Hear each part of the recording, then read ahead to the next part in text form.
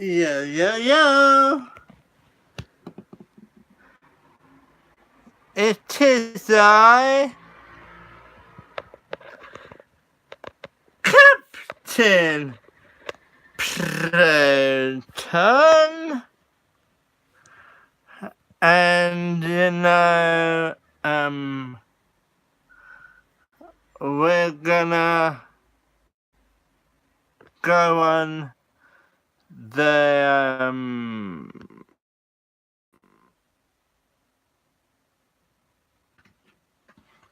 is we're gonna go on the Can You Really Trust Alexa page.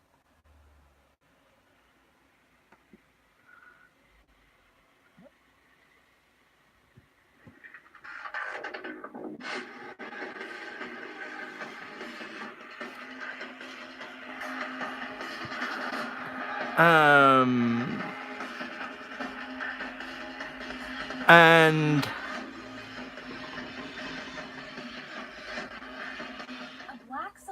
the richest.com. Couple walks in and the woman asks, Alexa, Listen, let's listen to this. Cylinder lights up and responds, okay.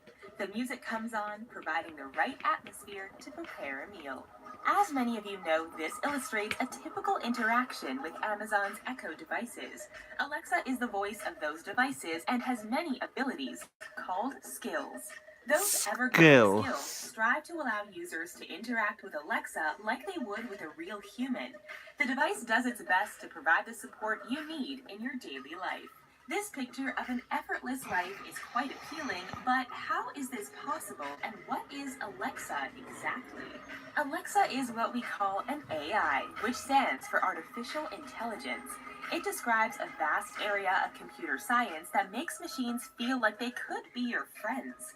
Per Ryan Wu, a graduate from the University of Washington's Global Innovation Exchange Institute, the device was born out of another project that Amazon did not greenlight. It was mostly the same idea of having an AI as a home support tool, but with augmented reality images that people could interact with. Basically, an assistant hologram that would respond to your voice and movements. Why the fuck didn't they greenlight it? That would have been cool. The concept of AI is far from new. The term was coined in 1955 by John McCarthy, an American computer and cognitive scientist, also known as the father of AI. In 1956, he put together a proposal with a team and attempted to figure out if computers could learn like young children, using trial and error reasoning. The project was to be presented at the first Artificial Intelligence Conference in Dartmouth. As per an article in The Independent, McCarthy believed that every aspect of learning or any other feature of intelligence can in principle be so precisely described that a machine can be made to simulate it. For most of the last 60 years, AI has been kept in experimental classrooms and private labs, but it's now changed. This innovation is mainly due to what they call machine learning. It is now a fact that just like us, machines can retain information and become smarter over time. Oh yeah. They are not susceptible to any type of memory loss, which when you think about it is quite scary. When fear creeps in, rewatch iRobot for your personal knowledge and security. The program analyzes Why is it quite scary? then adapts based on if it achieves its goal. Over time, the program actually gets smarter. Think of your Netflix account or your Facebook feed. As you interact with it, it learns what you like and offers you products or information that are tailored to you. To outsmart the program, we suggest liking a bunch of films that you would never watch. Take that, algorithm. Oh, that's my hand. We'll leave it up to you. The recent fast development of AI products can be explained by looking back at the early days of the video game industry. As it grew, it needed better visuals, which required better graphics processing units, or GPUs. With the growing demand for video games, the prices of these GPUs became much more affordable. AI software needs Okay. many GPUs working at the same time, and the low market prices made this quick development possible. The Ah. access to considerable amounts of data and faster algorithms has also accelerated the development of new AI software. Because of this, tech giants and venture capitalists have bought into AI and are infusing the market with cash and new applications. HubSpot Cool. says. It is only a matter of time before AI becomes more intelligent and more efficient. Now, how do the echo devices Yes. actually work? Kate Crawford is the co-founder and co-director of the AI Now Institute at New York University. Vladan Yoler is leading Share Lab, a research and data investigation lab. This lab explores different technical and social aspects of algorithmic transparency, digital labor exploitation, invisible infrastructures, and technological black boxes. Together, they wrote an essay called Anatomy of an AI System. The paper dissects how the Amazon Echo devices work and how they impact our environment. We're going to streamline a few of the many pertinent facts that the essay brings to the table. If you have an Echo device at home, we suggest taking a good look at it before you watch what is coming next. Lithium is a metal used to power mobile connected devices like smartphone batteries, Tesla cars, and the Amazon Echo devices, which can be I plugged love but also have a lithium. mobile battery base. These batteries have a limited lifespan and are eventually thrown away. The metal is extracted from the Earth's crust. To illustrate how it all works, let's use Crawford and Yoler's diagram. Let's start at the bottom far left side. Miners extract the elements from the Earth. The chart suggests that this hard, lower paid labor can be forced.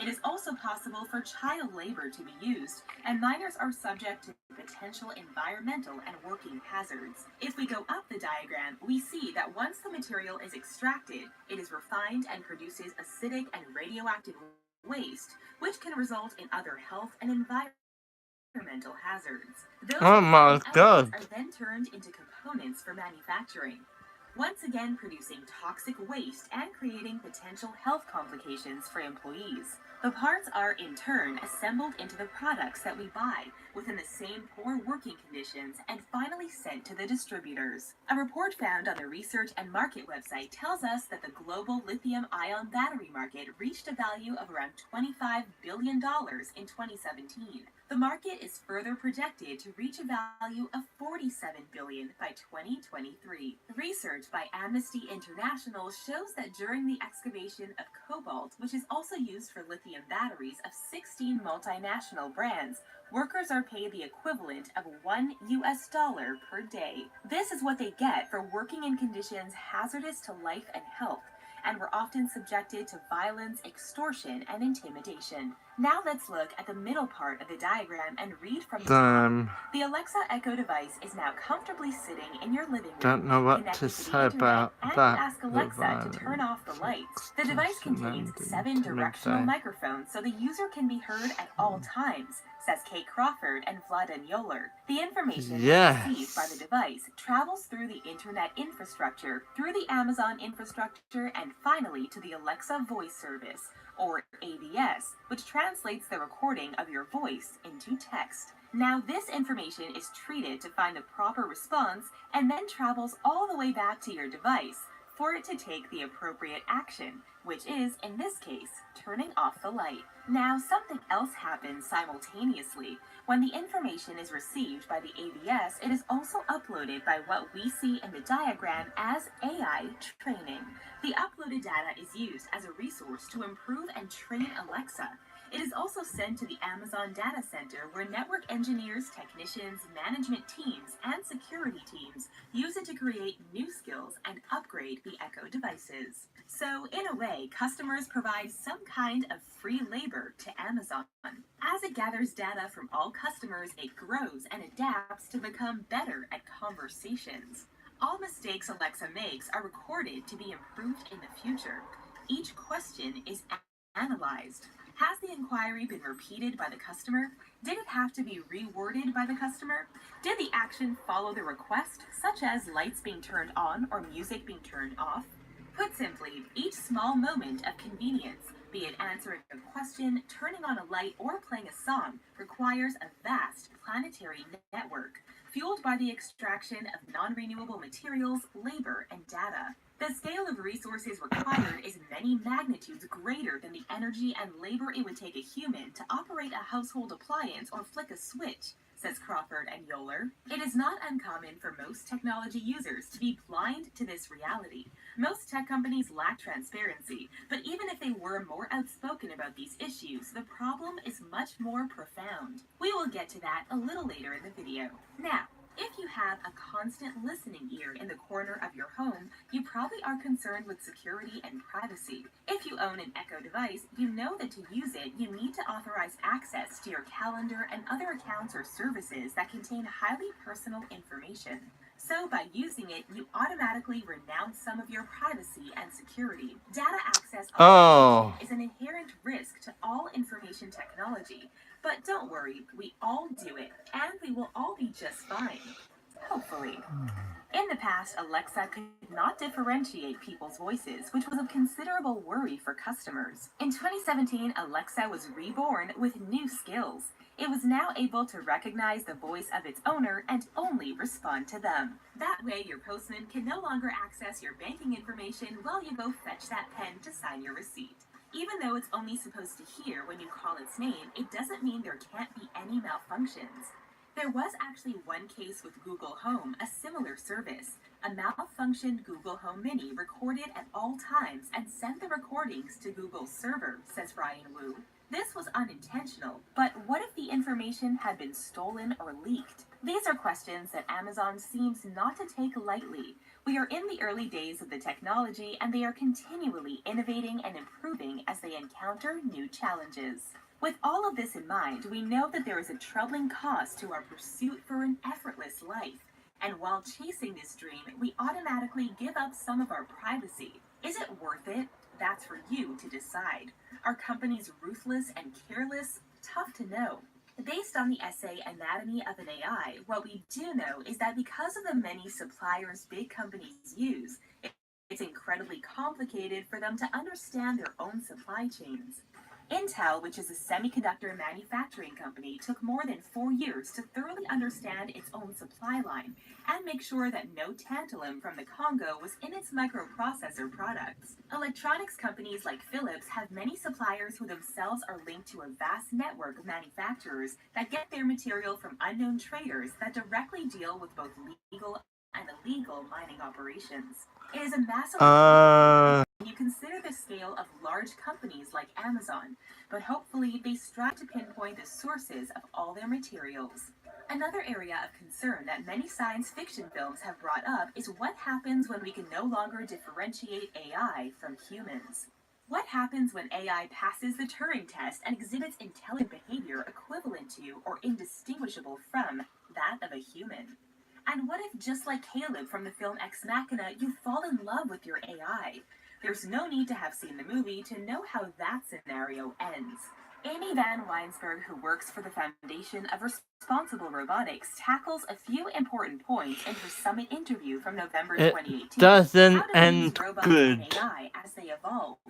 Where is the line between using this technology as a tool to care for us and having it become a companion if you altogether? fall in love with your AI. In the first place was to make systems and processes more efficient. If a big warehouse needs a system to help it produce faster and in a more organized way, then robots and AI can be a tool to make it easier. Using the technology that way allows us to free up our time so that we as humans can do things that are meaningful, establish relationships, be there for our children, for our parents, for the people on this planet that need us, Van Weinsberg says. That doesn't mean we cannot create AIs that have social skills and take on more of a companionship role in our lives, but it is primordial to pinpoint the needs that they should fill. What audience would we target with it? Should elderly people have access to AI companions to help with loneliness? Should children have robot companions instead of human companions? Probably not that last one. In a Forbes article, Coughlin mentions that in a survey on rural seniors across the U.S., it was revealed that 29% of rural older adults do not see friends or family most days. A Cigna Health survey conducted earlier in 2018 reported that even young adults ages 18 to 22 have such strong feelings of loneliness they may be the loneliest generation. There also needs to be regulations, and as Amy Van Weinsberg says, ethics is usually the foundation for regulation.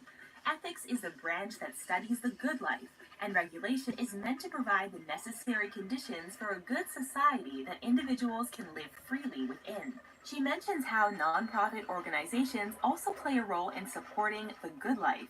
Just like the fair trade logo indicates that the product on your Ethics shelf is has the gone through standards branch and accreditation, that the foundation of studies the responsible good robotics is life, currently not the trying to create a quality brand. mark for robot products.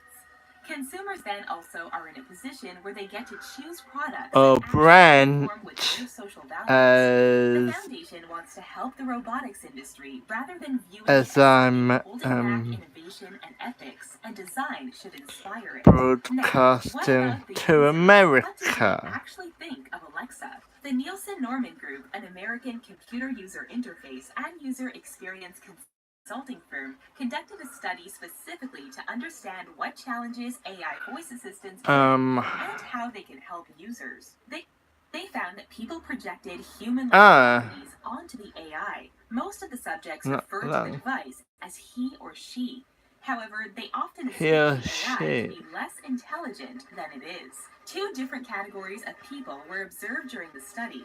People who interacted with the AI just like they would with any other human, and people who would actively try to use keywords or change the structure of their sentences to help the AI understand. It was compared to a young child and often thought only to understand short sentences. Many preferred to do a task themselves if they thought it could get done faster that way. Many participants mentioned that the voice assistant was good at executing simple tasks, such as providing the weather, getting directions, etc. Subjects did not feel like their AI learned much about them after using it. Some saw it as a voice interface to Google. Others did not want to call it AI because they thought it wasn't actually learning or understanding as a human would. Based on that study, the primary issue consumers seem to have with the product is trust, which is not surprising. Some actually believe that the assistant was gathering information even when it wasn't supposed to be listening. In a Fortune magazine interview from December 2018, Tony Reed, the executive in charge of Alexa at Amazon, explained that the goal of the Echo devices was to bring more convenience to their customers' life. But Alexa and the Echo devices will, without a doubt, undergo many innovations in the future. Reed mentions that Amazon's Alexa is creating new features that will help educate customers on how to use the technology. People often use I trust Alexa, I don't care about the other shit. These are complicated features to create, as not everyone likes to receive information the same way. The lack of screens on most Echo devices also makes it harder. We are all used to understanding how the technology works visually, but less so orally. When it comes to privacy, Reed emphasizes how seriously they take that I'm issue. glad this hasn't got the annoying pip screen. Know whenever the device is connected to the cloud. You can also have a sound to go along with the light. Users have access to all voice recordings and can delete them at any time. Knowing how the pipeline works, thanks to the diagram we saw earlier, we can't help but wonder if that data would actually get entirely deleted. Another rising question is, how do children interact with those devices and how healthy is it for them to do so? Because it is so new, people who have adopted the technology in their homes and had children are doing a kind of natural experiment, as Rachel Severson, a University of Montana child psychologist, says. Just like any generation that grew up with new technology, they become test subjects we learn from. But the people behind those new inventions have an essential responsibility. I'm shaking. The best response to certain situations. Reed uses the example of a child talking to Alexa about being bullied. If that were to happen, it would recommend talk to an adult, a parent, or a teacher. Should we consider bringing I can shake my iPhone. Should we ask ourselves if material things really bring us that much more happiness? What do you think Alexa would answer to that? In all seriousness, if you have an Echo device or any other type of voice assistant AI at home, we would love to hear about your experience, so don't hesitate to share in the comment section. If you enjoyed this video, please hit the like button and don't forget to subscribe to The Richest for more. Okay. We got it. like. I am liked and subscribed.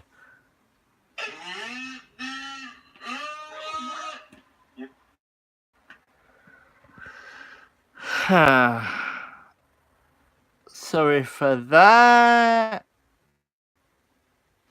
It ran into another video.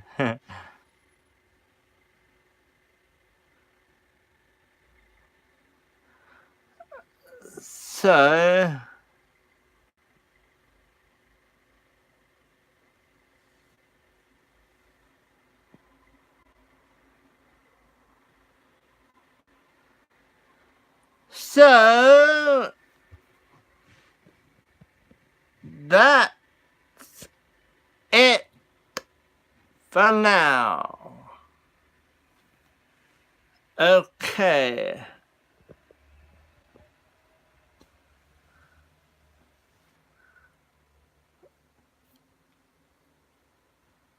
If you want, I'm not forcing you. Subscribe to PewDiePie. Yeah. Actually subscribe to PewDiePie all the time and hit the notification bell and subscribe to this channel and hit the notification bell, yes, so like and subscribe to my channel, and